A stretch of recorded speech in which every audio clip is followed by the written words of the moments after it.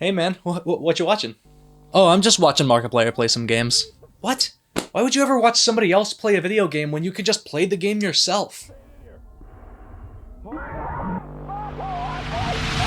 To answer that question, I spent $250 on a Tobii Eye Tracker. And it was the hardest thing I've ever had to set up in my entire life.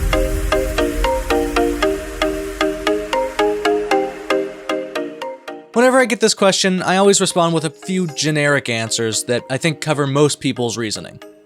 Well, if I've never played it before, then I might just watch other people play it first so I can see if I want to spend the $60 I just earned selling crack cocaine to people in Idaho on it. Or maybe I have played the game and I just want to see other people's perspectives or reactions to events that occurred throughout the game. On the off chance that there are people better than me at the game, then I'll go out and watch them because it's entertaining, or maybe I'll try to learn from them even. But in some cases, like right now, it's just fun to watch. I don't even have to be interested in the game. Now, I could end it there. I think that's a perfectly fair and reasonable explanation as to why you would watch other people play video games, but I think we can dig a little bit deeper. To do that, we're going to split up gaming as a whole into a few smaller categories, starting with watching for the creator. Now, I know a lot of people who watch gaming content, myself included, don't always watch for the games being played. Oftentimes, we'll just watch because the creator is entertaining. Let's take a look at some of the top gaming creators that I know and see what makes them stand out in the gaming world. Some of these are my own personal picks, and others are just based purely on popularity, so don't roast me too hard in the comments, please. Let's start with Markiplier. Markiplier pretty much gets on the YouTube trending page for gaming every single time he uploads a video, no matter what game he's playing. Now let's take a look at one of his most popular videos to see what keeps bringing people back no matter what he uploads. Now this is a Five Nights at Freddy's compilation video, and I'm not saying that Five Nights at Freddy's isn't an extremely popular game, but just based on that number of views in comparison to some other Five Nights at Freddy's videos on YouTube, I'd say most people are watching because he's Markiplier, not because he's playing Five Nights at Freddy's. Alright, this is where things get fun. Let's crack out the Tobii Eye Tracker. Now, if you don't know how the Tobii Eye Tracker works, I have a sensor bar that's mounted below my monitor that's tracking my eye position at all times. This little bubble on screen is a visual representation of what my eyes are looking at any given time. We're going to use this to see exactly what it is I'm looking at while I watch other people play video games. Am I watching the game? Am I watching the creator's camera? Let's find out. So I've seen this video 1,000 times. It's a compilation of some of his funniest reactions from the first 3 Five Nights at Freddy's games. This video sums up why Markiplier is so popular. His reactions are just funny. It's very entertaining to watch somebody get scared while playing a game and try to talk about it as it's happening. If you've never recorded a gaming video, let me tell you, it is hard to talk while playing a video game. Trying to make sense while focusing on however many things you have to focus on in the game is a task that can't be understood without doing it. Next time your favorite creator misses something in a game, cut him some slack. What I'm noticing with the eye tracker in this video is I'm generally focusing on Markiplier's reactions and the text at the bottom of the screen, which makes sense because it's a compilation. Everything's moving a lot quicker than it normally would in a typical gameplay video.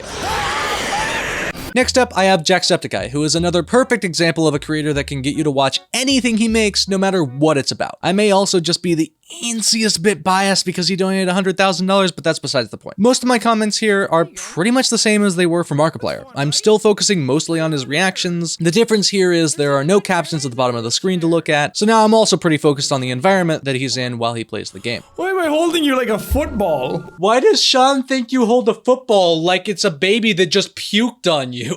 Alright, that's cool and all, but what if the creators I'm watching don't show their face? Does that change things? Am I now super engaged in the game that they're playing, or am I just listening to their voices like it's a podcast? Let's find out. The Game Grumps almost exclusively play games without showing their faces, although there are some exceptions to that. In my opinion, their content is both the perfect podcast and the perfect gaming video experience. You have two guys having a good time playing games together, never failing to make you laugh, and uploading so often that you'll never go without feeling like you have a few friends to hang out with. And that's been one of my personal key reasons for watching gaming content. If the creators are entertaining and friendly, it just feels like you're hanging out with your friends while they play a few video games. Watching people play games can oftentimes just make you feel less lonely. What I'm noticing with the eye tracker is I'm generally focused in the center of the screen, or I'm watching the character move around. This makes sense because there's not really much else to look at, so my peripherals end up doing most of the work. I think Corpse is another great example of this. Sure, some people come to watch his 1000 IQ Among Us plays, but I think most of us are probably just mesmerized by his voice. Corpse, you're here! Good noon!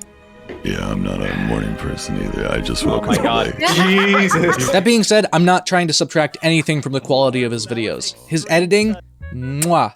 Chef's kiss. I think that pretty much covers watching gaming content for the creator rather than the game, but what about the scenarios where we're watching for the game instead? Now, this is a good time to note that gaming creators don't just have to check one of these boxes. Most popular gaming creators are successful because they play games that people enjoy watching, while also having a personality that keeps people coming back for more. So this is not to say that the creators that I'm about to mention are not also being watched because of their personality. I just think they're perfect examples of creators that create content that attract people looking for specific games. I think IGP is a great example of watching gaming content to find games you've never heard of before. I mean, his username is literally the indie game promoter. His whole YouTube channel is dedicated to promoting indie games. He even played my game. If you haven't watched that video, you really should. It's a really good video. Also, you should play my game. Link in the description. Now, this being said, there's another side to watching for the game. That's watching gameplay of games that you've already played before. I think Dream is a great example of this. He's just really good at Minecraft.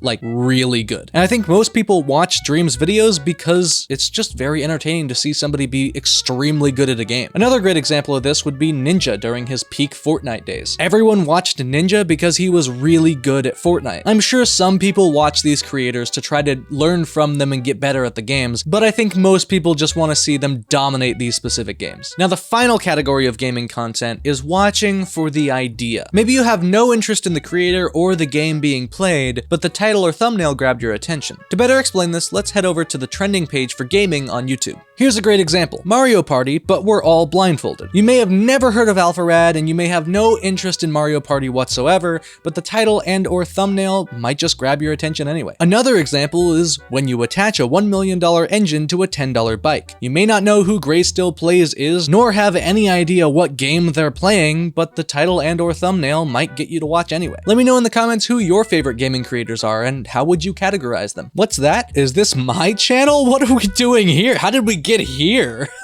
What? I wouldn't be a narcissist and react to my own video for more content? What are you talking about? Oh my god, I'm a goat! And that is my broken down examination of why people will watch other people play video games instead of just playing the games themselves. It was also an excuse to spend $250 on a Tobii Eye Tracker. Take that, government! It's now a tax write-off! Please buy my game.